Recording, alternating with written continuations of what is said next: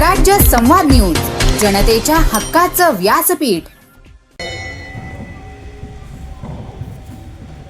औसरी ग्रामदैवत काल बेळगाव महाराजांच्या भव्य दिव्याच्या या प्रांगणामध्ये तुम्हाला सर्वसामान्य शेतकऱ्यांचं दैवत माजी खासदार स्वाभिमानी शेतकरी संघटनेचे अध्यक्ष आणि आमचे मार्गदर्शक सन्माननीय राजू शेट्टी साहेब या ठिकाणी खऱ्या अर्थानं गेली 5-6 दिवस या शेतकरी मेळाव्याचं नियोजन आमचे जिल्हाध्यक्ष प्रभाकरजी बांगर यांनी आजचे उत्तमरित्या सर्वत्र शेतकऱ्यांना त्या ठिकाणी सांगून केलेलं आहे. परंतु खऱ्या अर्थानं या ठिकाणी शेतकरी मुळात झोपलाय की काय असं वाटतंय. कारण आज आपण परिस्थिती पाहतोय, संपूर्ण देशामध्ये निवडणुकांचं वातावरण आहे आणि निवडणुकीच्या वातावरणामध्ये शेतकऱ्याच्या मालाकडं ह्या पुढाऱ्यांचं, ह्या नेत्यांचं, ह्या मंत्र्यांचं कोणाचंच लक्ष नाही. आज आपण पाहतोय की ऊसाची FRP त्या ठिकाणी कोर्टाच्या माध्यमातून राज्य सरकारचा आचार्य रद्द करत कोर्टानं निर्णय दिला आणि या शासनाला, साखर सम्राटांना त्या ठिकाणी 1 प्रति ऊसाची FRP देण्यासाठी त्या ठिकाणी कारखान्याला भाग पडलं. साहेबांची मोलाची कामगिरी त्या ठिकाणी आमच्यासाठी लागली. त्या ठिकाणी खेडपासून तर पुण्यापर्यंत पदयात्रा आंदोलन करत त्या ठिकाणी शेतकऱ्यांना न्याय मिळण्याचं काम आम्हा सर्व खेड तालुक्यातील 4-5 गावातील शेतकऱ्यांना न्याय मिळण्याचं काम साहेबांच्या माध्यमातून त्या ठिकाणी झालं. तर अशा अनेक कामं सांगण्यासारखे आहेत. परंतु साहेब आज या ठिकाणी आपण पाहतोय बिबट्याचा प्रश्न खूप भेटतो. आमच्याकडे देखील बिबटे आहे. खेड तालुक्यामध्ये ऊसाची शेती नसलेल्या ठिकाणी सुद्धा बिबट्या त्या ठिकाणी आहे. आज पाणी भरायचं म्हणलं तर दिवसात पाणी भरायला जाता येत नाही. संध्याकाळ झाली की आपलं घर गाठावं लागतं. अशी परिस्थिती, भीतीचं वातावरण त्या ठिकाणी सगळीकडे आहे. आणि आपण पाहतो हे टीव्हीच्या बातम्या पाहत असताना आपण वनमंत्री संबंध गणेश नाईक यांनी कुशाला एक टिंगल मस्करी केल्यासारखं आपण त्यांना शेळ्या सुरू असं काहीतरी हे नाही करू त्या ठिकाणी काहीतरी काळजी करायची. त्याचा काही उपयोग नाही. सरकारला कुठेतरी जाग आणण्यासाठी आणि आपल्या सर्वसामान्य शेतकरी माणसाला न्याय घेण्यासाठी आज आपल्याला या ठिकाणी साहेबांच्या पाठीमागे उभं राहण्याची गरज आहे. असं मी आधीच आपला वेळ घेत नाही. त्या ठिकाणी मान्यवरांची मनोगत त्या ठिकाणी आपल्याला ऐकायचे. परंतु आपण एकच सांगतो की आपण जर संघटित एक नाही झालो तर एक ना एक दिवस आपल्याला हे सरकार आणि हे जे नेते हे हुकुमशाहीकडे आज जे चालले आहे आणि हुकुमशाहीमुळे एक ना एक दिवस आपल्याला त्यांच्या बंधुत्वाने वागावं लागेल. त्यामुळे कुठेतरी शेतकऱ्यांनी एक भाव आपल्या शेतमालाला हमीभाव हा मिळाला पाहिजे. त्याप्रमाणे मूलभूत जे आहे कर्जमाफी साहेब खरोखर संपूर्ण महाराष्ट्रामध्ये कर्जमाफी ही झालीच पाहिजे. परंतु शेतकऱ्यांना विनंती आपण सर्वांनी एक विक्रीच्या कर्जमाफीसाठी देखील एकत्र आलं पाहिजे. असं त्यांचा वेळ घेत नाही. पुन्हा एकदा या ठिकाणी आपल्या अंमलात कार्यक्रमामध्ये साहेबांचं स्वागत करून आलेल्या तमाम शेतकऱ्यांचं स्वागत करतो. आणि या ठिकाणी संघटना या शब्दामध्ये काय घडलं हे लक्षात घ्या. मी गेल्या 28 तारखेला जुन्नर तालुक्यात एका ठिकाणी दसक्रियेच्या प्रवचनाला गेलो होतो आणि त्या ठिकाणी राजू शेट्टी साहेब आपण एक मी काय बोलतोय 2 शब्दात पहिलं प्रथम लक्ष द्या. फार महत्वाचं मी त्या ठिकाणी बोललो होतो. प्रवचन बांधण्यात आलं, वेळ होत आली आणि तेवढ्यात त्या ठिकाणी सत्यशील शेरकर विघ्न साखर कारखान्याचे चेअरमन त्या ठिकाणी आले. ते आल्यानंतर मी सहज विषय बोलवला आणि त्याच वेळी सांगितलं, म्हणलं शेरकर साहेब आमच्या आंबेगाव तालुक्यामध्ये भीमाशंकर सहकारी साखर कारखान्याने प्रथम भाव काढला 3100 रुपये. महिना नोव्हेंबर चालू होता आणि डिसेंबर उगला होता. स्पष्टीकरण स्पष्ट देतो. 16 आणि 18 तारखेला मी ऊस तोडला आणि त्याची रक्कम डिसेंबरच्या 16 तारखेला मला आली. तर त्यावेळी ती 31,000 त्याप्रमाणे आलेली होती, 3100 रुपयाप्रमाणे. आणि त्याच्यानंतर एकीचं बरं काय हे लक्षात घ्या. एकी हा विषय महत्वाचा आहे. एक मोबाईल सहज पाहिलं असा मोठा एरिया होता. त्या एरियामध्ये 2 बोके होते. बोके म्हणजे डॉग आणि ते तब्येत वर्गाचं होते. वर्गाचा आधी आणि त्या एरियात काय कोण येऊन देत नव्हते. डॉग बर का डॉग, पण त्याला दुसरा शब्द डॉग. आणि ते गच्च नगरीत काय कोण नाही होते. आणि पुढून गावात 7-8 डॉग आले, डॉग DOG. पुढून 10-15 जण आले आणि त्यांना सगळ्या एकीचं फळ पाहिजे आपलं. हे 2 डॉग होते ना, खाली भुईला पडले आणि टांगल्यावर केल्या. असा असतो मित्रांनो, काय सांगू. म्हणजे एकी हे बळ काय आहे. कृपा करून येतो लक्षात घ्या. आपण सर्वजण एकीने जर कार्य केलं, त्याचप्रमाणे आपल्या तालुक्यामध्ये ज्या आता ज्येष्ठ नागरिक संघटना चालू आहे, ज्येष्ठ नागरिक संघटनेला सुद्धा शासनाकडून अनेक सवलती आहेत. त्याहीकडे राज्य शिक्षण साहेब आपण थोडं लक्ष द्यावं. आता गावात विरंगुळा केंद्र आम्ही एक आता हात सुरू केलाय तालुक्यामध्ये, ज्येष्ठांसाठी विरंगुळा केंद्र. त्यासाठी ग्रामपंचायतीने त्या विरंगुळा केंद्रासाठी जागा उपलब्ध करून द्यावी आणि शासनाकडून त्याचं मानधन येऊन त्या ठिकाणी विरंगुळा केंद्र सुरू होईल. हेही निवेदन आपण शासनापुढं मांडावं अशी मी आपल्याला विनंती करतो. त्याचप्रमाणे एकी हे बळ गेल्या 6 महिन्यापूर्वी आपलं जे कॉलेज आहे त्या कॉलेजवर एकीच्या बळावर 2000 पब्लिकचं त्या ठिकाणी व्यवस्था केली होती. कार्यक्रम झाला, सर्वांना भोजन मिळालं. आता 4 दिवसापूर्वी 28 तारखेला शिवगिरी या ठिकाणी शेतकरी मेळावा मोठा झाला. सर्वांना एकत्रित बोलवलं, तिथे कार्यक्रमाचं नियोजन केलं. आमदार साहेबांनी मी त्यांच्या प्रगतीप्रमाणे त्यांनी थोडंसं मार्गदर्शन केलं. अनेक सुविधेसाठी मला जे शक्य होईल ते मी जरूर करीन, हेही त्या ठिकाणी निवेदन दिलं. हे सांगण्याचं तात्पर्य काय, मी कुणाची वाहवा म्हणून बोलत नाही, तर एकी हे बरं काय आहे. आणि म्हणून सर्वांनी एकत्रित व्हा. आज या ठिकाणी जर पाहिलं, या अवसरी गाव इतकं मोठं आहे. ज्यावेळेला सभा राजकारण चालतं त्यावेळी तो राहायला लागत असते. आणि आज आपला शेतकऱ्यांचा कार्यक्रम असून सुद्धा या ठिकाणी पब्लिक वर्गाचं भरोसे आलं नाही. तरी शेट्टी साहेब या ठिकाणी शेतकरी वर्ग आहे, पाण्याचा टाइम आहे, पाणी भरती चालू आहे. सकाळच्या प्रहरी सकाळी शेतकऱ्यांना दूध धंदा व्यवसाय आहे आणि त्याच्यामुळे थोडस गावात यायला लोकांना विलंब होतो. दुधाच्या बाबतीत 36 आणि 37च्या पुढे दुधाचा रेट काय द्यायला तयार नाही. भाकर गाया थोडी घ्यायला तयार नाही. गाया वेल्या गोरा झाला तो असा रस्त्याला सोडून द्यावा लागतो. ही परिस्थिती आज आमची शेतकरी वर्गाची समाजाची आहे. याहीकडे आपण लक्ष द्यावं अशी मी आमच्या अवसरी पूर्ण ग्रामस्थांच्या वतीनं आपल्याकडे विनंती करतो. आणि आपण या ठिकाणी आलात, आमच्या समस्या ऐकून घेतल्या त्याबद्दल गावाच्या वतीनं मी आपलं मनपूर्वक स्वागत करतो, अभिनंदन करतो आणि थांबतो. त्यांचा अत्यंत आर्थिक परिस्थिती 2 पैसे मिळून देणारा उद्योगधंदा आहे आणि हा उद्योगधंदा दुधाचा आता दर राहिला आहे. याचं कारण शेतकऱ्याला जर समजा किंवा 2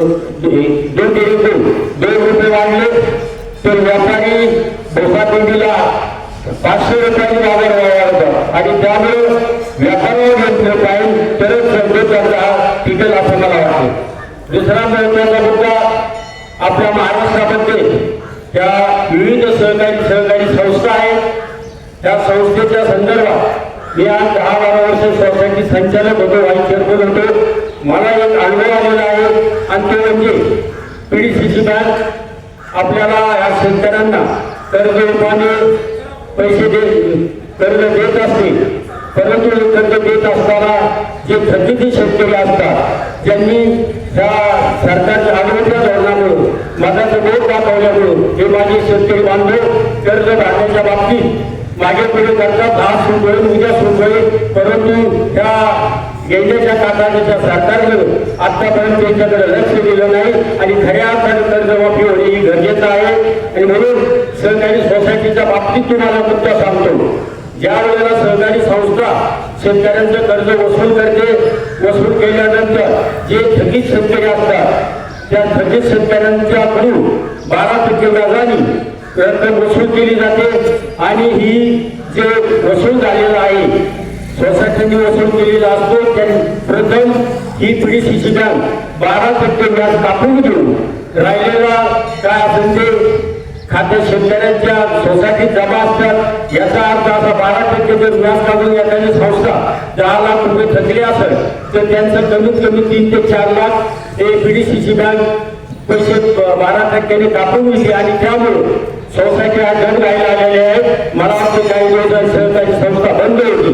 याच्याकरता कमीत कमी या PDC बँकेने या PDC बँकेने 6% व्याज घेऊन 6% संस्थेला नंतर वाढण्याची थकबाकी वाढण्याची संधी दिल्यास संस्था तितकीच संस्था वाचती.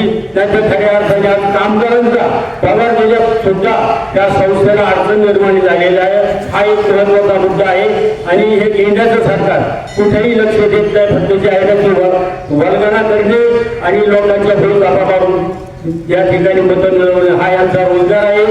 आपले कृषी मंत्री माणिकराव कोकाटे, माजी कृषी मंत्री माणिकराव कोकाटे यांनी शेतकऱ्याबद्दल असं काही अर्वाची भाषा केली की मी हा राज्याचा ओसाडवायचा पाटील आहे. म्हणजे खऱ्या अर्थाने आपल्या शेतकऱ्या बांधवांची त्यांनी चेष्टा केलेली आणि म्हणून त्या सरकारला धडा शिकवण्याची त्या शेतकरी बंधूला जवळ आलेला आहे. तो धडा आपण शिकवाल आणि राज्य शेवटी आपलं मनांचे निवेदन करू शकत वाघाची टक्कर येऊन तुमच्या शेतकऱ्यांच्या सर्व प्रश्न होतील असा मला विश्वास आहे. आणि मला बोलण्याची देखील संधी मिळाल्याबद्दल आपल्या सर्वांचे आभार आहे. धन्यवाद. जन्मलो त्या भूमीचे वारसदार छत्रपती शिवाजी महाराजांच्या चरणी कोटी कोटी विनम्र प्रणाम. आता प्रभाकरने सांगितलं वेगळं काही बोलू नका. बरोबर आहे प्रभाकरराव. माहीत मी घेतला का सगळ्यांना संशय येतो. आणि मुद्दा असा आहे का शेतकऱ्यांच्या बाबतीत सांगितलं जे मोठे शेतकरी ज्यांना क्षेत्र जास्त आहे त्यांच्याकडे ऊस उत्पादन होतं. पण मला खासदार साहेब एक विनंती करायची का ज्याचं क्षेत्र कमी आहे त्याचा भाजीपाला आणि तरकारी या मालावर सतत त्याचा प्रपंच अवलंबून आहे. ज्या टायमाला तुम्ही ऊसाच्या बाबतीत आंदोलन छेडता त्या टायमाला आमच्या धनानिधी या मार्केटमध्ये अक्षरशः मातीमोल तुडवल्या जातात. याचं एक दुर्दैवानं एक गोरगरीब शेतकऱ्यांची ही एक कुचेष्टा आहे. म्हणून मला सांगायचं आहे का ऊसाच्या बाबतीत तुम्ही मुद्दा घेतला त्याबद्दल मी तुमचं अधिक अभिनंदन करतो. पण ज्या शेतकऱ्यांचं क्षेत्र कमी आहे ज्यांचं खऱ्या अर्थानं दुधावर आणि तरकारीवर प्रपंच अवलंबून आहे त्यांच्याही बाबतीत आपण काहीतरी नोंद घ्यावी. आणि खऱ्या अर्थानं बाबा कसे जाता जाता चिंता नाही घे पण खऱ्या अर्थानं तुम्ही म्हणले आता शेतकरी कमी का सरकारचा धडा शिकतो. आज कोण शब्द देतोय तो उद्या सत्तेत राहतो का नाही त्याच्यामुळे शेतकऱ्याची हवाईतील परिस्थिती आहे. आणि त्याच्यामुळं आज काय झालं तर सिटी साहेबांच्या शेतकऱ्यांना आज आपल्या भागात फार मोठ्या संकटाला तोंड द्यावं लागत आहे. बिबट्याचा प्रश्न असेल. बिबट्या आज अनेक जवळजवळ 7 लोक निरापराध लोक त्या बिबट्याच्या हल्ल्यामध्ये मारली गेली आणि याचा सुद्धा विचार सरकारने गांभीर्याने केला नाही. उलट ते म्हणते आम्ही जंगलामध्ये कोंबड्या सोडतो 1 कोटीच्या. अरे तुम्ही शेतकऱ्यांना कर्ज माफ करीत नाही नुसती आश्वासनं देतात. हे आम्हाला शेळ्या सोडतो आणि मग शेळ्या सोडतो हे काय फसवणूक हे शेतकऱ्याची टिंगल करता काय. हे शेतकऱ्यांनी समजून घेतलं बा नेते काय आपले काय पात्रतेचं शेतकऱ्यांनी कशी प्रभावी करतात. मतदानाच्या टायमाला फार शेतकऱ्याचे पाय धरतात आणि कधी न बोलणारा माणूस गाडी थांबून विचारतो कसं काय बरं का पण निवडून गेल्यावर त्याच्याकडे वागडी मॅच सुद्धा करून बघत नाही. असं नेत्याने आपण पूर्ण वागलं पाहिजे आणि इथून पुढे सर्व शेतकऱ्यांनी एकजूट झालं पाहिजे आणि या नेत्यांना धडा शिकवला पाहिजे. दुसरा प्रश्न FRP कायदा कोणालाही माहिती नव्हता परंतु राजू शेट्टी साहेबांनी 2022 साली FRP कायदा अंमलात आणला. संघर्ष केला त्यासाठी कितीतरी आंदोलन करावी लागली पण शेतकऱ्यांचा प्रश्न कोणी सरकार मनावर घेत नव्हते आणि संघर्ष करून त्यांनी हा कायदा अंमलात आणला आणि FRP पासून शेतकऱ्यांना ऊसाला चांगला भाव मिळत गेला आणि त्याच्यातून सुद्धा पूर्ण भाव देतात असंही काही नाही. त्याच्यातून सुद्धा फसवणूक आहे परंतु शेतकऱ्यांचा अभ्यास पूर्ण नसल्यामुळे शेतकरी त्याच्यावरच खुश होतो. परंतु हा एवढं मिळालं आपल्याला वर्षाचं एवढं पैसे मिळालं, परंतु अभ्यास करा तर कारखान्यांना अनेक प्रकारचे उत्पादने आहेत, बिस्लरी आहे, अनेक याच्यातून त्यांना उत्पादन मिळतं, ऊसातूनही मिळतं, परंतु शेतकऱ्यांना पूर्ण भाव देत नाही. कारखाना काहीतरी राखून ठेवतो आणि मग त्याचा खर्च या गावाला दे त्या गावाला दे अशी खिरापत वाटली जाते. भाग विकास निधी आज शेतकऱ्यांना रस्त्याचा प्रश्न असतो, त्या रस्त्याला खर्च करीत नाही. आज माझा स्वतःचा ऊस काढायचा आहे, परंतु तिथं जर ट्रॅक्टर पलटी झाला तर खाली ओढ आहे, परंतु इथून तिथून आणि काळवड जमीन इथून तिथून गाळ होत असतो. परंतु कारखान्याने जर तिथं मुरम टाकला पाहिजे, त्या कारखान्यात ते सुद्धा करू शकत नाही. जिथं खर्च करायचा तिथं खर्च करत नाही. गोरगरीब शेतकऱ्यांचा विचार होत नाही आणि मोठमोठ्या बड्या धनदारग्या शेतकऱ्यांचा विचार करून प्रत्येक गावातील असं गोरगरीब शेतकरी फक्त त्यांचं बघतच राहायचं, त्यांना काही बोलायचं नाही आणि बोललं तर त्यांना कुठेतरी कैशीत पकडायचं आणि त्यांचा आवाज बंद करतात. हे काही चालायचं नाही. म्हणून आपण संघटित झाले पाहिजे.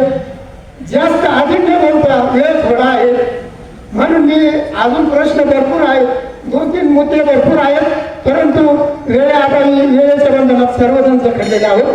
त्या मी काय माझी सुद्धा त्याच्यातून सुटका होणार नाही. म्हणून जास्त अधिक न बोलता मी इथेच थांबतो. जय हिंद, जय महाराष्ट्र. माऊलींच्या समाजावर आपण काय मागतो आता? माऊलीं का समाज घेतली माहिती तुम्हाला? अरे महाराणी माझ्याकडे मी देव त्यांना माहित होतं, पण मी दिली त्यांना साधं कुणी धान्य सुद्धा देत नव्हतं. सावली पडली तरी म्हणायची ही आजकृताची पोरं, त्यांना कोणाला देव कळाला नाही. पण त्यांच्या लक्षात आल्यामुळे जिवंत माणसाला आपली किंमत करणार, मेल्यावर किंमत करण्याची समाधी घेतली. आज आपण त्यांना धान्य न देणारी व्यक्ती कोण आहे? आपणच आहे. मी आपल्यासारखे आवलाची बेकार आहे. आपण त्यांना धान्य सुद्धा आवलाचे आपणच आहे, तुम्ही पण आहे. त्यामुळं त्यांनी समाधी घेतली. आज काय करतोय? त्यांच्या समाजावर डोकं ठेवून माऊली नमस्कार, माऊली, अरे त्यांच्या नाव आपण जगतोय आणि त्या समाधीला डोकं ठेवून गट्ट पाळतात रे, आपण गट्ट पाळतात. मग आज मला माहित नाही माऊली पुन्हा जन्माला येतील का नाही, पण तुमच्या नावल्यासाठी राजू शेट्टी हे माऊली जन्माला आले.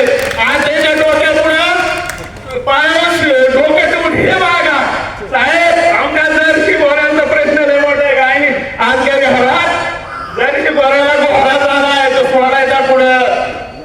जर्सी गोरा कोण खरेदी करीत नाही साहेब. आमच्या शेतकऱ्यावर 5-5 लाखाचं कर्ज हो साहेब. बियाण्याचे पैसे द्यायचे, खताचे पैसे द्यायचे, औषधावरांचे पैसे द्यायचे, हे द्यायला सुद्धा पैसे नाही साहेब.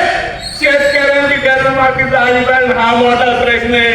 हे फक्त तुम्हाला जिवंत मिळलेली माणसं आहे यांच्या कर्ज आहे साहेब. 5-5 लाख 2-2 लाख अशी ही शेतकरी त्यांनी करायचं काय? आणि साहेब रात्री जर मुतायला जायचं असेल ना, बायकोला उठवायला लागत नाही, चल मला जोडीदार, कारण का बिबट्या येईन कुठून मला उचलून येईल. ही आमच्या मरणाची परिस्थिती झाली. ही परिस्थिती का झाली?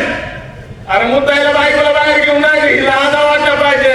या नेते मंडळीला विचारा ना काय करणार आहे तुम्ही बिबट्याचा प्रश्न, पण त्यांच्याकडे प्रश्न सुटत आहे. पण मला 100% खात्री, माझा माऊली तर बसली ना, 100% तुमचा प्रश्न आहे सोडवला ना तिथून पुढं. आणि साहेब दुसरा मुद्दा काय बिबट्याचा झाला साहेब. आमच्या वावरात 5 एकर कांदा हो, एक आशा होती त्या कांद्याचं कमीत कमी 10 लाख रुपये होती. आज कांदा जातो 7-8 रुपयाने. मजुरी सुद्धा फिटणार नाही साहेब. बँकेचं 5 लाख रुपये कर्ज भरायचं कसं भरायचं? पोराला नावं माणूस 10,000 रुपये काढून पोराला खायला देत नाही. आम्ही त्यांना औषधावाल्याला पैसे देतोय, बेण्यावाल्याला पैसे देतोय, काय नाही काय खर्च नाही. पण साहेब तुम्हाला सांगतो आमची हीच काय मी पहिल्यांदाच बोललोय, काय चुकलं असेल तर माफ करा आणि जागृत व्हा. जर तुम्ही संघटित नाही झाला ना, तुमच्यासारखी अवस्था बेकार होणार आहे, बेकार. मी एक नेता नाही, कोणी नाही, मी शेतकरी म्हणून बोललो. चुकला माफला असेल तर माफ करा आणि जिवंत व्हा रे बापांनो. कारण तुम्ही जिवंत नाही झाले ना, तरुण ज्ञान आमच्या भागात पिढी भागात करणार तुम्ही काय होणार आहे, तुम्ही जबाबदार राहणार आहे. बस झालं आता नेत्याकडे चाकरी करणं सोडून द्या. आता जिवंत होऊन लढ म्हणा संघटित झाल्याशिवाय पाणी राहिला नाही. एवढं बोलून नमस्कार माझं भाषण सांगतो. जर कुणाच्या मला ना माझे शब्द लागले तर दिलगिरी व्यक्त करून नमस्कार. सन्माननीय व्यासपीठ, खरं तर मी राजकीय व्यासपीठावर भाषण करत नाही, पण हे व्यासपीठ राजकीय नाही, हे व्यासपीठ शेतकऱ्यांसाठी आहे म्हणून मी उभा राहिला आहे. माझा आरंभाला तुम्हा सर्वांना एकच प्रश्न आहे, छत्रपतींचं स्वराज्य चांगलं की लोकशाही चांगली? काय चांगलं, दोन्हीतलं चांगलं काय मला सांगायचं? सगळ्यांचं एकच उत्तर आहे, छत्रपतींचं स्वराज्य चांगलं. का चांगलं, लोकशाही का चांगली नाही? तर लोकशाहीत आंदोलन करून सुद्धा काही मिळत नाही आणि स्वराज्यामध्ये आंदोलन करण्याची गरज निर्माण होत नव्हती, कारण त्या राजाला जाणता राजा म्हटलं जात होतं. तो राजा शेतकऱ्यांच्या सुखदुःखाची जाणीव ठेवणारा राजा होता आणि म्हणून आज परिस्थिती अशी आहे की आम्हाला आंदोलन करून सुद्धा मिळत नाही. आंदोलन कसं करावं आणि कोणत्या पद्धतीचं असावं आणि आंदोलन करून कसं पदरात पाडावं याचा आदर्श जर आपल्याला कोणाकडून घ्यायचा असेल, पाठीमागे दुधाचं आंदोलन मिळून शेट्टी साहेबांचं पाहिलंय, दुधाला हमी भाव मिळवून घेतला, त्याशिवाय आंदोलन स्थगित केलं नाही. मुख्यमंत्र्यांनी बोलून घेतलं, साहेब कसं त्या ठिकाणी भाव द्यायचा ते विचारायला त्या ठिकाणी शेट्टी साहेबांना बोलून घेतलं आणि मग दुधाचा भाव ठरवला गेला. परत तो काही दिवस चालला आणि त्याच्यानंतर पुन्हा काहीतरी ते सबसिडीचं दुनियाचं काहीतरी नाटक काढलं आणि पुन्हा ते पैसे आपल्याकडून काढून घेतले. आज ना दुधाचा धंदा करतायत ना शेती करतायत. सरकारी मालाला भाव मिळत नाही म्हणून ऊस लावला, तर या फार पुरतं तरी पैसे आम्हाला देत चला, तेही मिळाना झाले.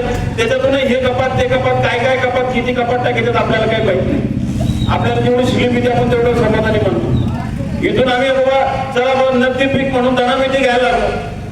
धनामिती घ्यायला लागलो तर त्याच्यामध्ये इथून आपण 10,000 जोड्या जरी मोजून नेल्या, तिथं मार्केटला असं मोजतात तेव्हा 9,400 600 गेलं पुढे. बघा म्हणजे देऊ का मांडून नाही जाऊ दे परत. आता काय करतो, गायला घालतो, दे बाबा काय मांडून द्यायचे तेवढं दे.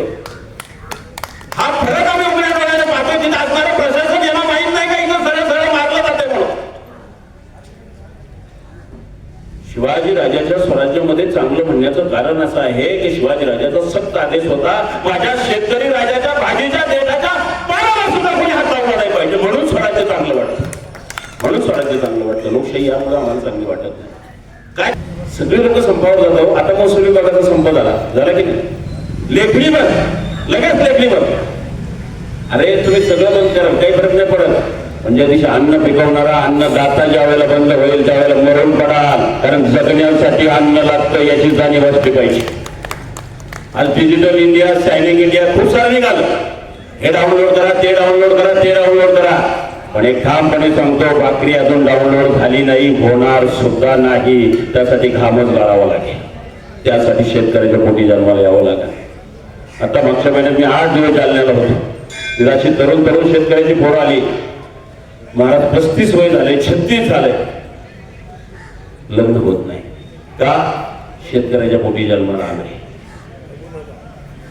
काय हिरत आहे मला सगळं? आमच्या पुढच्या पिढीची लग्न झालेली, आमचं काय आम्हाला उचलायला पण द्यायला पाहिजे ना.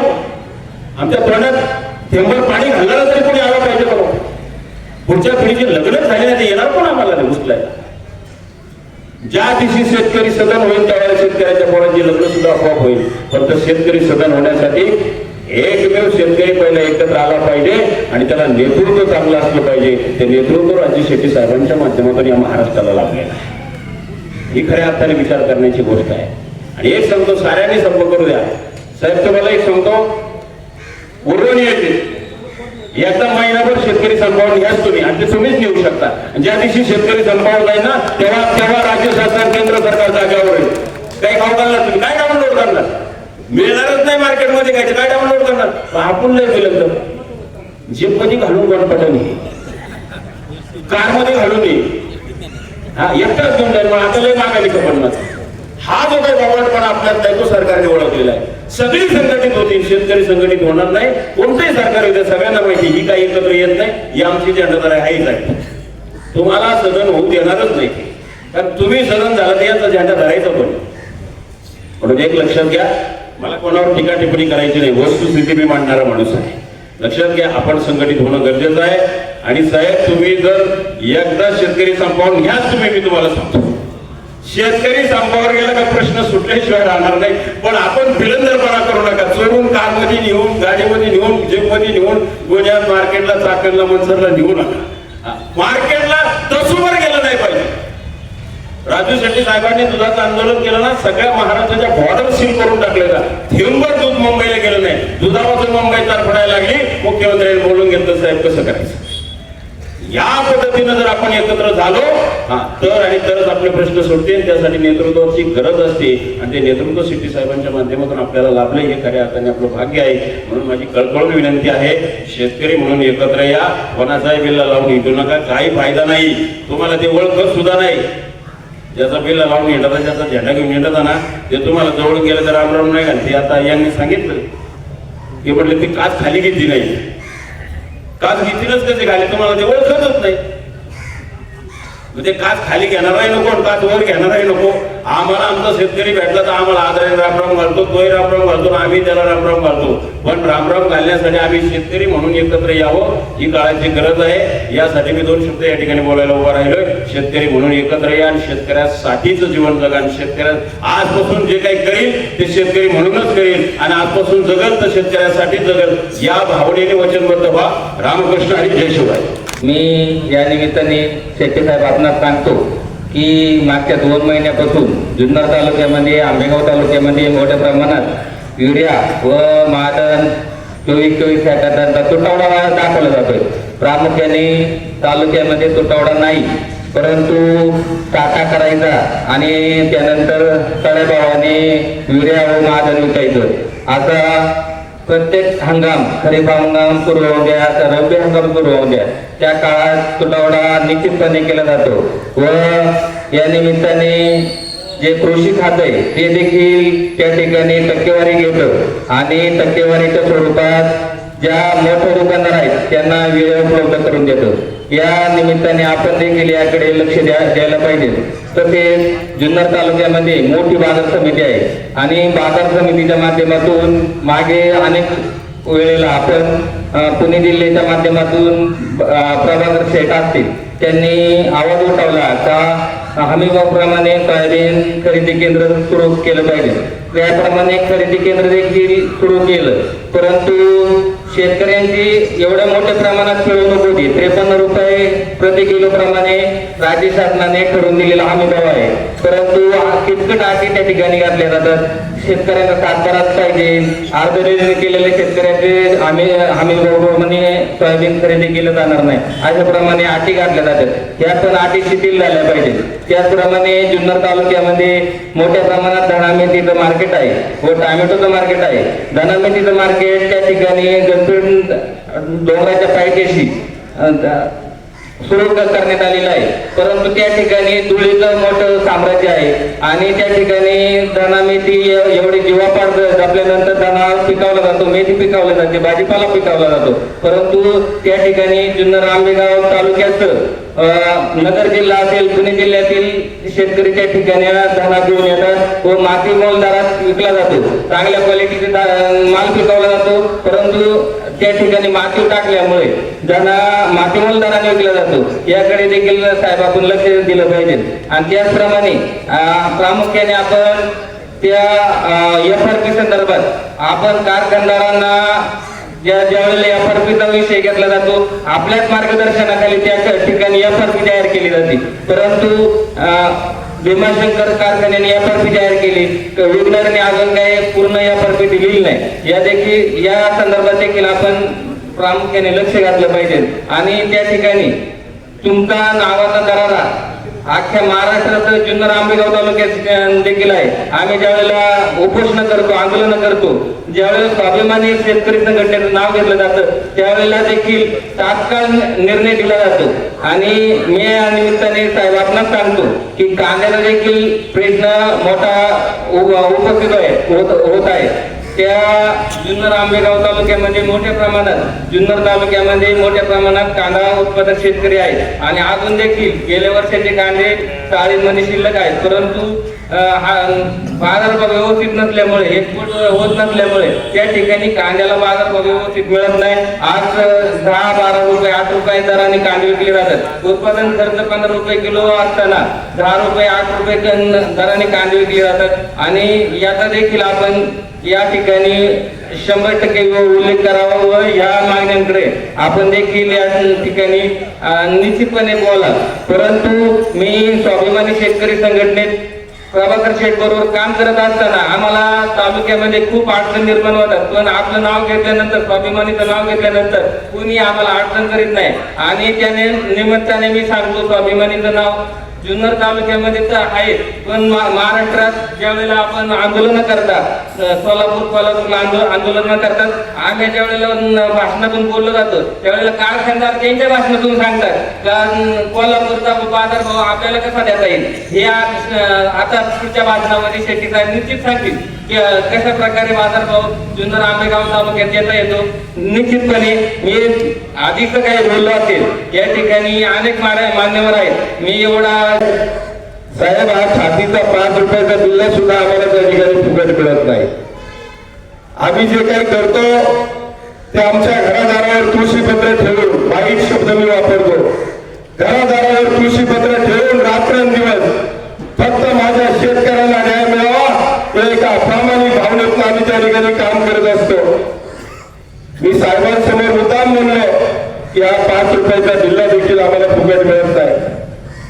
पक्षाची सभा असेल तर भाड्याने माणसं आणावी लागतात, रोजंदारीने माणसं आणावी लागतात, त्यांच्या जेवणाची देखील व्यवस्था करावी लागते. म्हणून मी सांगितलं, मी आपल्याला चहा सुद्धा पाजणार नाही, पाणी सुद्धा पाजणार नाही. जी काही आली, ज्यांना वाटते काहीतरी, ती सगळी मंडळी या ठिकाणी आली आहे. तुम्हा सगळ्यांना माझा सलाम आहे आणि जे आले नाही त्यांनाही धन्यवाद आहे. असंच पुढाऱ्यांच्या पायावर पाणी घालत राहा, अजून आमचं वाटोळे होऊ द्या. या आरामखानांनीच तुमचं वाटोळं केलंय. सरकारचं धोरण हेच शेतकऱ्याचं मरण आहे, हे शरद जोशी साहेबांनी त्यावेळी देखील सांगितलेलं आहे. सरकारच्या धोरणामध्ये शेतकऱ्याचं वाटोळं त्या ठिकाणी झालेलं आहे. हमी भावाचा कायदा तर होतच नाही. आम्ही अनेक वर्ष सांगतोय, शेतीमालाचा उत्पादन खर्च त्या ठिकाणी प्रचंड प्रमाणामध्ये वाढत चाललेला आहे. आज बियाण्याचे दर वाढलेले आहेत, खतांच्या किमती तर 2000च्या पुढे होऊन गेलेले आहे, मजुरी वाढलेली आहे, ट्रॅक्टरचे दर वाढलेले आहेत आणि याच्यावर कहर म्हणून सरकारने या बऱ्याचशा गोष्टींवरती जीएसटी लावलेला आहे. प्रचंड प्रमाणामध्ये एका बाजूला उत्पादन खर्च वाढतोय आणि शेतीमालाला मात्र भाव मिळत नाही. अरे किती दिवस हे सहन करायचं. माझ्या अगोदर देखील कोणीतरी सांगितलं, अरे शेती करणं म्हणजे पाप झालाय, गुन्हा झालाय, शेतकऱ्याच्या पोरांना कुणी बायको द्यायला तयार नाही. हा गंभीर सामाजिक प्रश्न या ठिकाणी निर्माण झाल्याशिवाय राहणार नाही. माझ्या बंधूंनी सांगितलं, अरे आपल्याला उचलायला देखील कोणी राहणार नाही, अशी अवस्था काही काळानंतर निर्माण होईल. एकच मुलगा आहे, त्याचंही लग्न झालं नाही, घरामध्ये म्हातारे आई वडील आहेत, अरे त्यांना घालायचं कोणी करून आणि याला कुठं सोडायचं. हा हसण्याचा टिंगलीचा विषय नाही, हा अतिशय गंभीर प्रश्न निर्माण झालेला आहे. विज्ञान तंत्रज्ञान कितीही पुढे जाऊ द्या, कितीही शोध लागू द्या, पण अन्नधान्य तयार करायचा शोध कुणी अजून लावलेला नाही आणि लागणारही नाही. भाजीपाला तयार करायचा शोध अजून लागलेला नाही आणि लागणारही नाही. त्याच्यासाठी तुम्हाला घाम गाळावा लागेल, शेतात कष्ट करावं लागेल. कुणी कितीही जागीरदार असता, कितीही मोठा बॅरिस्टर असता, देशाचा पंतप्रधान जरी असला, अरे तुम्ही पिकवलेलंच खातोय तो, याची जरा तरी राज्यकर्त्यांना लाज धरा. आम्ही सत्ता अनेक बदलून पाहिल्या, आम्हाला वाटलं काँग्रेसने अनेक वर्ष राज्य केलं, या काँग्रेसने देश लुटून खाल्ला, म्हणून आम्ही भाजपला मतदान केलं. 15 वर्ष झाली भाजप सत्तेमध्ये आहे. काँग्रेस एकपट नालायक निघालं, भाजप दुप्पट नालायक निघालं. आमची फुटबॉल सारखी अवस्था झाली, इकडून लाद घातली का तिकडं आणि तिकडून लाद घातली का इकडं. आम्ही म्हणतो जरा काँग्रेस बरोबर होतो, भाजपने लई शेतकऱ्याचं वाटोळं केलं. मी तुम्हाला सांगतो, डॉक्टर एम एस स्वामीनाथन यांचं उदाहरण देतो. मनमोहन सिंग पंतप्रधान असताना शेतकरी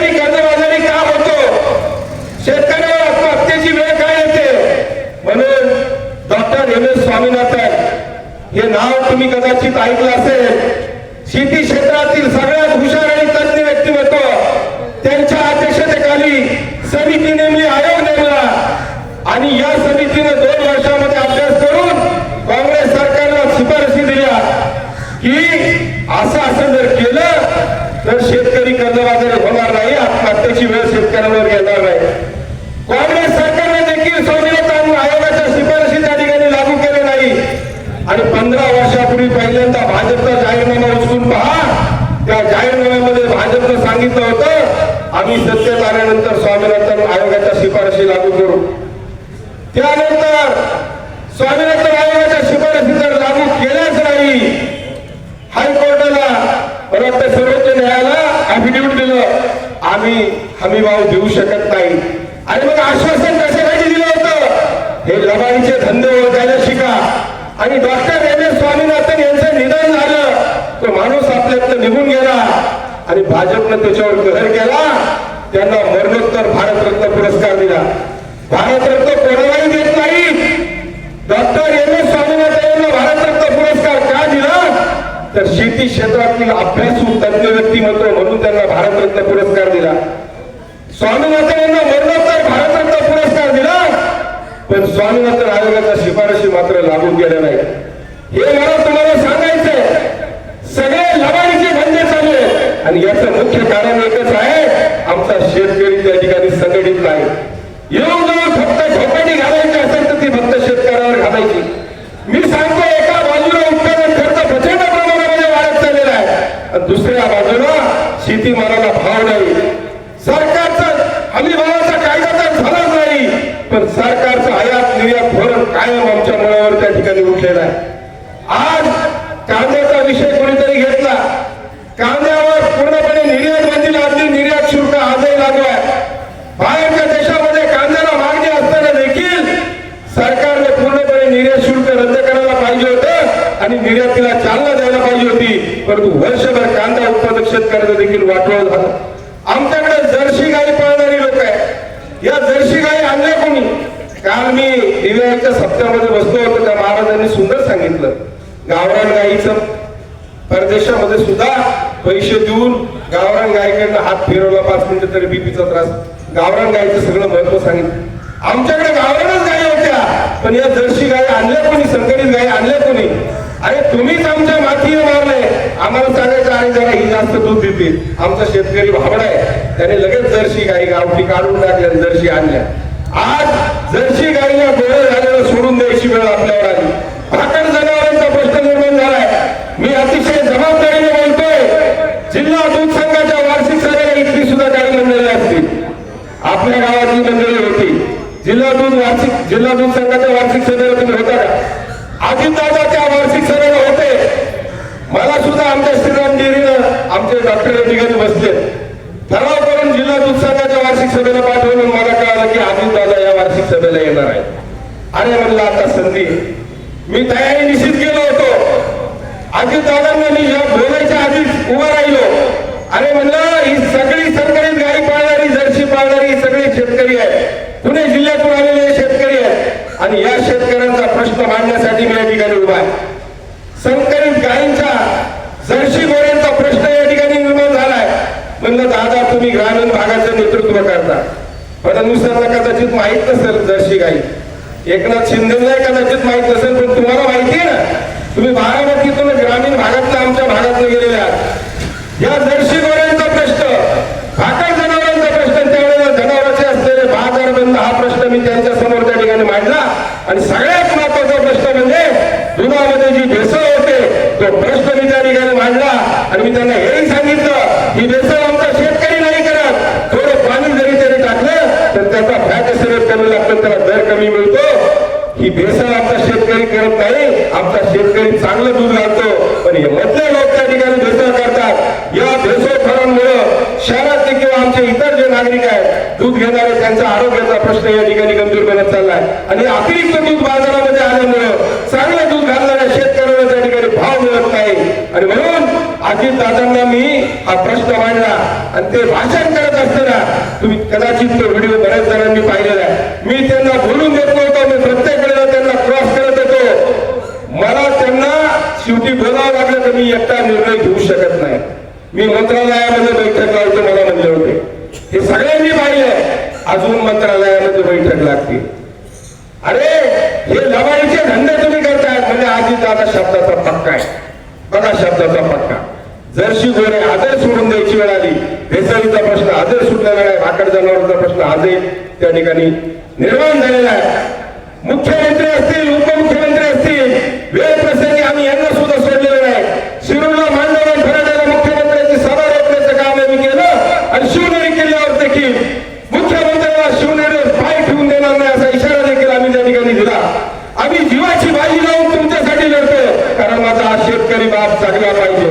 हा अवघ्या जगाचा पोशिंदा आहे. हा अन्नदाता आहे. हा बळीराजा आहे. पण याच बळीराजाला काय मातीत घालण्याचं पाप या सगळ्यांनी या ठिकाणी केलेलं आहे. म्हणून मी तुम्हाला सांगतो आमच्या डोक्यावर काय परिणाम झालेला नाही. आमची डोकी फिरलेली नाही. आमची डोकी जागेवर आहे. आजही आम्ही सुखामध्ये जगू शकतो. मला काही अडचण नाहीये. परंतु बाबांना तुमचं दुःख आम्हाला त्या ठिकाणी सहन होत नाही. हे बघा सिंधुताई सुद्धा म्हणाल्या इथं मरावं लागतं का माणसाची किंमत कळते. जिवंतपणे माणसाची किंमत कळत नाही. आम्हाला वाटत नाही का एखादा पक्ष जॉईन करावा. साहेब मी जबाबदारीने बोलतोय. भरवतापणे बोलतोय. आज सगळ्याच पक्षांकडे मला उमेदवारीसाठी ऑफर आहे. कारण प्रभाकर भांगर बरोबर जरी कमी माणसं इथं दिसत असली तर काही लोक दबावापोटी सुद्धा काही वेळेला इथं आली नसतील. पण ती म्हणाले माझ्या बरोबर. पण मी तुम्हाला प्रामाणिकपणे सांगतो येणाऱ्या निवडणुकीच्या बाबतीत देखील ताकाला जाऊन भांडायला पावणारा मी नाही. राजू शेट्टी साहेब जे सांगतील त्या पद्धतीचा निर्णय मी घेईल. आणि राजकारण आमचा काही पोटापाण्याचा धंदा नाही. निवडणूक लढलंच पाहिजे निवडून आलंच पाहिजे असं काही आमच्या खुशी पडलेलं नाही. मी सगळ्या गोष्टी क्लिअरपणे बोलणार आहे. परंतु आमची बांधिलकी शेतकऱ्याशी आहे. परंतु मला तुम्हाला प्रामाणिकपणे सांगायचंय बाबांनो जेवढे इथं असतील तेवढे सुद्धा या भैरवनाथाची शपथ आहे तुम्हाला पुढच्या पिढ्यांचं वाटोळं होईल. मी तुम्हाला सांगतो मी वाईट बोलतोय कारण तशीच परिस्थिती निर्माण झालेली आहे. एका बाजूला भरमसाठ महागाई वाढली आहे परंतु शेतकऱ्याचं मात्र वाटोळ झालंय. या जीएमआरटीमुळे आमच्याकडे एमआयडीसी येऊ शकत नाही. आमचं विमानतळ गेलं. आमची रेल्वे गेली. आमच्याकडे डेव्हलपमेंट होऊ शकत नाही. मग आमचं जगण्याचं साधन काय. आमचं जगण्याचं साधन उपजीविकेचं साधन म्हणजे फक्त शेती आहे. आणि शेती जर पिकली नाही शेतीतलं 2 रुपये घडले नाही तर मग मात्र बाबांनो आपला प्रपंच त्या ठिकाणी चालणार नाही. तुम्ही वारकरी म्हणजे शेतकरी आहे. काल या ठिकाणी या गावाचं एक वैशिष्ट्य आहे. मोठे मोठे सप्ते या ठिकाणी होत आहेत. परंतु बाबांना हे सप्ते करायला सुद्धा वारकरी तोच शेतकरी आहे. शेतकरी तोच वारकरी आहे. त्या शेतकऱ्याच्या खिशात 4 पैसे आले पाहिजे तेव्हा आपल्याला हे परमेश्वराचं काम देखील त्या ठिकाणी करता येईल. म्हणून बाबांनो अतिशय वाईट परिस्थिती आहे. भयान चित्र आहे. आणि आम्ही मात्र एका ध्येयानं वेळे झालेली माणसं आहोत. परंतु काही मंडळी फक्त लांबून आमची मजा पाहण्याचं काम त्या ठिकाणी करताय. उसाच्या फारतीचा प्रश्न या ठिकाणी निघाला. मला जाहीरपणाने सांगायचंय आम्ही श्रेयासाठी कुठलीही लढाई त्या ठिकाणी लढत नाही. शेती पंपांच्या लाईट बिलाचा प्रश्न जेव्हा निर्माण झाला डिप्या देत नव्हते मी दुसऱ्या दिवशी साहेब 1 रुपयाला भारतात शेतकऱ्यांना डिप्या त्या ठिकाणी दिलेला आहे. आज कोट्यवधी रुपये शेतकऱ्यांचे त्या ठिकाणी वाचलेले आहे. 1 रुपयाला भारतात मी त्या ठिकाणी डिप्या देईल. अनेक गोष्टी सांगू. आम्ही जाहिरातीसाठी कुठल्याच गोष्टी नाही. मला पर्सनली सुद्धा रोज 2-3 लोकांचे फोन असतात. त्यांचं काम झाल्याशिवाय प्रभाकर भांगर कधी शांत बसत नाही. आणि त्यांची कामं मी आज सांगायला गेलो तर मला 2 तास पुरतील. पण मी केलेल्या गोष्टी मला सांगायची सवय. एफआरपीच्या बाबतीमध्ये मी सांगतो औषधी गाव सुद्धा मोठ्या प्रमाणामध्ये त्या ठिकाणी ऊसाचं उत्पादन घेतं. एफआरपीचा कायदा जर कोणामुळे झाला असेल तो फक्त आणि फक्त राजू शेट्टी साहेबांमुळे झालेला आहे. 2011 आणि 12-13 सालामध्ये जी आंदोलनं झाली मी तेव्हा थोडा लहान होतो साहेब. पण टीव्हीवरती आपली आंदोलनं मी त्या ठिकाणी पाहिलेलं आहे. प्रचंड प्रमाणामध्ये आंदोलनं त्या ठिकाणी झालेली आहे. इंदापूरच्या आंदोलनामध्ये 2 शेतकरी त्या ठिकाणी आपले शहीद झाले. पोलिसांच्या गोळीबारामध्ये लाठीचार्जमध्ये शेतकरी गेले. आणि मला वाटतं 2012 सालामध्ये साहेब पोलिसांच्या आंदोलनामध्ये त्या ठिकाणी राजू शेट्टी साहेबांच्या आंदोलनामध्ये एक पोलीस जखमी झाला आणि त्याचा मृत्यू झाला. पोलिसांनी राजू शेट्टी साहेबांवर 302चा आणि 307चा गुन्हा दाखल केला. 302 म्हणजे काय खुनाचा गुन्हा दाखल केला. 6 दिवस साहेब येरवडा जेलमध्ये होते. 302 म्हणजे खुनाचा गुन्हा दाखल झाला. अरे 10-12 वर्ष ती केस कोर्टामध्ये चालली. आता 1-1.5 महिन्यापूर्वी कोर्टाने निकाल दिला आणि यांची 80-90 लोकांची निर्दोष मुक्तता कोर्टाने केली. पण लक्षात घ्या 302 सारखा गुन्हा 307 सारखा गुन्हा ज्यांच्यावर होता राजू शेट्टी साहेब घरामध्ये बसले नाही. प्रभाकर बांधलेवर देखील रस्ते काढून हल्ला झाला हे सगळ्यांना माहिती आहे. मला जी गाडी दिली ती शेतकऱ्याने दिली, 1 रुपयाकडे मी भीक मागायला गेलो नाही. स्वयंस्फूर्तीनं शेतकऱ्याने मला पैसे दिले, साहेब धनगरानं सुद्धा मला पैसे दिले, मला न्हाव्यानं सुद्धा पैसे दिले. प्रामाणिकपणाची ही पावती आहे. पण बाबांनो हा सगळा आटापिटा आम्ही का करतोय तर माझ्या शेतकऱ्याला चांगले दिवस आले पाहिजे. आता आमच्या भीमाशंकर कारखान्याने 3100 रुपये पहिले दिले. मी तुम्हाला जाहीरपणाने सांगतो, मी बाळासाहेब बेंडेंना 3दा भेटलोय, 3दा बोललोय. मला म्हणले सध्या आमच्याकडे पूर्ण FRP द्यायला पैसे नाही. म्हणलं हायकोर्टाचा निर्णय 2022 साली उद्धव साहेब मुख्यमंत्री असताना जो अध्यादेश काढला गेला, मुळात केंद्राचा जो कायदा आहे त्या कायद्यामध्ये बदल करण्याचा अधिकार राज्य सरकारला बिलकुल नाही. तो बदल जर काही करायचा असेल, त्याच्यात काही दुरुस्ती करायची असेल तर तो केंद्राला अधिकार आहे, राज्य सरकारला अधिकार नसताना आदरणीय पवार साहेबांच्या सांगण्यावरून उद्धव साहेबांना कारखानदारीतलं कळत नाही, ग्रामीण भागातलं कळत नाही, त्यांच्या भोळेपणाचा फायदा घेऊन असा चुकीचा अध्यादेश काढायला लागला. आणि मग मात्र राजू शेट्टी साहेबांची ही गोष्ट लक्षात आली आणि हायकोर्टामध्ये राजू शेट्टी साहेबांनी त्याला चॅलेंज केलं आणि 2 एप्रिल 2025 ला हायकोर्टाने निकाल दिला की केंद्राच्या कायद्याप्रमाणे 1 रकमी FRP शेतकऱ्यांना द्यावी लागेल. आणि त्याच पद्धतीने राज्यातल्या सगळ्या कारखानदारांना पुन्हा एकदा 1 रकमी FRP द्यायला राजू शेट्टी साहेबांनी त्या ठिकाणी भाग पाडलं. आणि त्याच पद्धतीनं आपल्याही कारखान्यांनी पहिले 3100 दिले आणि नंतर 173 रुपये दिले. मी नानाशी बाळासाहेब बेंडेशी बोलल्यानंतर मी वळसे पाटलांशी सुद्धा, दिलीपराव वळसे पाटलांशी सुद्धा बोललेलो आहे. म्हणलं साहेब आपल्या कारखान्याचं नाव आहे, आपल्या कारखान्याची आबरू घालू नका. मी डायरेक्ट बोलणारा माणूस आहे, तुम्हाला माहिती आहे. म्हणलं तुम्हाला काही करू, हायकोर्टाच्या निर्णयाचा अवमान तुम्ही करतायत, म्हणलं न्यायालयाचा अवमान करताय म्हणून दोन्ही कारखान्याच्या विरोधामध्ये अवमानाची कामे कोर्टामध्ये दाखल करू. माझा व्हिडिओ सुद्धा विंगर टाइम्सचा तुम्ही पाहिला असेल. राजू शेट्टी साहेबांशी सुद्धा मी बोलत होतो. वळसे पाटलांनी मला सांगितलं की प्रभाकर थोडं थांब आणि पैसे आल्यानंतर मी निश्चितपणाने पैसे देईन. त्यांनी पैसे दिले. आम्ही चांगल्याला चांगलं म्हणणारे आहोत काय, पण विघ्नार कारखान्याने सत्तरशील शेतकऱ्यांनी गेल्या वर्षी साहेब 1 रकमी FRP दिली नाही, टप्प्याटप्प्याने पैसे दिलेत आणि यंदाही त्यांनी फक्त 3000 रुपये उचल दिली.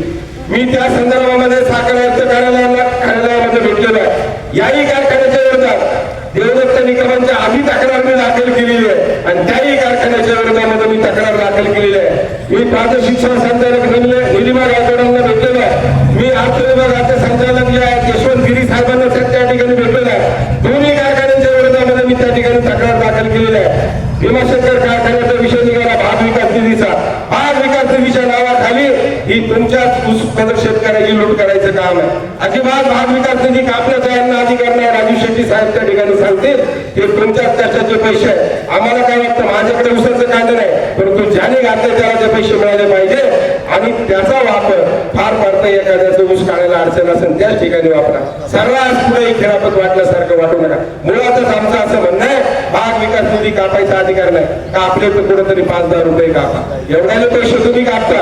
2022-23 ला देखील कारखान्यापुढे मी आमरण उपोषण केलं तेव्हा पहिल्यांदा 300 रुपयानं त्यांना पैसे द्यायला त्या ठिकाणी भाग पाडलेला आहे. असे शेतकऱ्यांचे अनेक प्रश्न आहेत. मी मगाशी सांगितलं शेतकरी कर्जबाजारी का होतो, कर्जमाफी आम्ही तुमच्याकडे मागायला आलो होतो. हे सरकारच्या जाहीरनाम्यामध्ये यांनी सांगितलं होतं. आम्ही पुन्हा जर सत्तेमध्ये आलो तर तुमचा शेतकऱ्यांचा सातबारा कोरा करू. आजही त्यांचा जाहीरनामा माझ्याकडे आहे, पत्रकारांना मी दाखवू शकतो. या ठिकाणी आम्ही मागायला आलो होतो. पण कर्जमाफी आम्ही का मागतो तर शेतीमालाला आज उत्पादन खर्चावर आधारित हमी भाव नाही. सगळ्या वस्तूच्या किमती ठरवण्याचा अधिकार ज्यांनी उत्पादित केला त्याला आहे, परंतु शेतकऱ्याच्या मालाचा भाव ठरवण्याचा अधिकार मात्र शेतकऱ्याला नाही. आणि म्हणून वारंवार आमचा शेतकरी त्या ठिकाणी तोट्याची शेती करून कर्जबाजारी बनत चाललेला आहे आणि म्हणून तो कर्जबाजारी होतोय. आणि एका धान्याचे 1000 धान्य करण्याची ताकद त्याच्या मनगटामध्ये आहे. तो भिकारी नाही. तुम्ही त्याला भिकारी बनवलं, तुम्ही त्याला लाचार बनवलेलं आहे आणि शेतकरी गरीबच राहिला पाहिजे, भिकारीच राहिला पाहिजे. म्हणजे मग आमच्या निवडणुकीमध्ये आमचे झेंडे घ्यायला जिंदाबादचे नारे द्यायला मोकळा होईल. अशी या राजकारण्याची पॉलिसी आजपर्यंत राहिलेली आहे. आणि यांनी कायमस्वरूपी शेतकऱ्यावरती सरकार मागचा असो किंवा आत्ताचा असो यांनी कायमस्वरूपी शेतकऱ्यावर अन्याय करण्याचं काम केलेलं आहे. जोपर्यंत उत्पादन खर्चावर आधारित शेतकऱ्याला शेतीमालाचा कायदा होत नाही तोपर्यंत शेतकऱ्याला चांगले दिवस येणार नाही बाबांनो. पुढच्या पिढ्यांची आम्हाला चिंता वाटते. मी भविष्यकार नाही, मी ज्योतिषी नाही, मी जबाबदारीने सांगतो लग्न येणाऱ्या 10 वर्षामध्ये परिस्थिती खूप भयानक असणार आहे. याची जाणीव ठेवा. आपण भानावर राहून वागलं पाहिजे, लक्षात ठेवा. मी आजही सांगतो, माझी बायको चांगल्या ठिकाणी कामाला आहे, माझं पोरग चांगल्या ठिकाणी कामाला आहे, आणि तरी मी हे सगळं काय करते, कारण मी एका शेतकऱ्याच्या पोटी जन्म घेतलेला आहे. माझ्या बापाने माझा बाप शिकलेला नाही, आई शिकलेला नाही. लहानपणापासून मला 7वी 8वीला असताना पेरायला शिकवलं. पहिल्यानं मी आजही पेरून दाखवतो, सरी काढून दाखवतो. 48 फूट विहिरीचं काम माझ्या गावातली मंडळी आलेली त्यांनी पाहिजे. नमस्कार याने मटेरियल वर काढायचं ते काम सुद्धा मी केलेलं आहे. शेतकऱ्याचं दुःख काय, कष्ट काय हे मी जवळून पाहिलेला माणूस आहे. त्याच्यामुळं मला या शेतकऱ्याबद्दल कळवा. मला हे म्हणून बाबांनो, माझी तुम्हाला कळकळीची विनंती आहे, आपल्या पुढच्या पिढ्यांचं जर भलं व्हायचं असेल तर या पुढच्या काळामध्ये शेतकरी म्हणून संघटित व्हा. म्हणून आम्ही कुठल्या पक्षाची गुलामी चाकरी त्या ठिकाणी करत नाही. माझा पक्ष म्हणजे माझा शेतकरी, माझी गोरगरीब जनता. मी शेतकऱ्यांसाठी आणि सर्व समाजातील गोरगरीब घटकांसाठी त्या ठिकाणी प्रामाणिकपणे काम करत असतो. सत्ताच पाहिजे असं काही नाही. रस्त्यावरची लढाई लढून देखील आम्ही बऱ्याच लोकांना न्याय मिळवून त्या ठिकाणी दिलेला आहे. म्हणून बोलण्यासारखं खूप आहे, वेळेची मर्यादा आहे. आपण सगळे मंडळी, धरती मंडळी या ठिकाणी आलात, त्यामुळं मी आपल्या सगळ्यांना मनापासून सलाम करतो. कारण राजकीय पक्षाची सभा घेणे इतके पैसे आमच्याकडे नाही. आता हे स्पीकर व्यवस्था केली, प्लेस लावली, याचे पैसे सुद्धा द्यायचे कसे, असा आम्हाला मोठा प्रश्न आहे. कारण आमचे काही 2 नंबरचे पैसे नाही, चोऱ्या माऱ्यांचे पैसे नाहीत, कष्टाचे पैसे. हे कष्टाचे पैसे घालून आम्ही आज सगळा 8 तास त्या ठिकाणी करतो आहोत. फक्त बाबांना माझी तुम्हाला कळकळीची विनंती आहे, वेळ निघून गेल्यानंतर मागून पश्चाताप करण्यात काहीच अर्थ नाही, लक्षात ठेवा. प्रभाकर बांगर मिळाला, राजू शेट्टी साहेब गेले की मग म्हणायचं नाही रे, ती माणसं खूप चांगली होती, पण जिवंतपणे साथ द्या रे. साधू संतांना सुद्धा आपण सोडलं नाही. छत्रपती शिवाजी महाराजांना देखील 200 लढाया मराठ्याची लढाव्या लागल्या. मी मगाशी सिंधुताईंचं देखील उदाहरण सांगितलं. आम्हाला फार सज्जन समजून घेतो अशातला भाग नाही, पण आमचा हेतू प्रामाणिक आहे. शेतकरी जायला पाहिजे, कारण हा कृषीप्रधान देश आहे आणि त्या कृषीप्रधान देशामध्ये दररोज 7-8 10 शेतकऱ्यांना आत्महत्या करायची वेळ आली. भविष्य काळामध्ये आपल्या भागात देखील आत्महत्या भागात नाही असं समजू नका. मी जबाबदारीने बोलतोय, येणारा काळ खूप भयानक असेल. म्हणून मी वेळेची मर्यादा लक्षात घेऊन आपल्या सगळ्या मंडळी, धरती मंडळी या ठिकाणी आलात, मी आपल्याला सगळ्यांना मनापासून धन्यवाद देतो आणि या ठिकाणी थांबतो. जय हिंद, जय महाराज. धन्यवाद.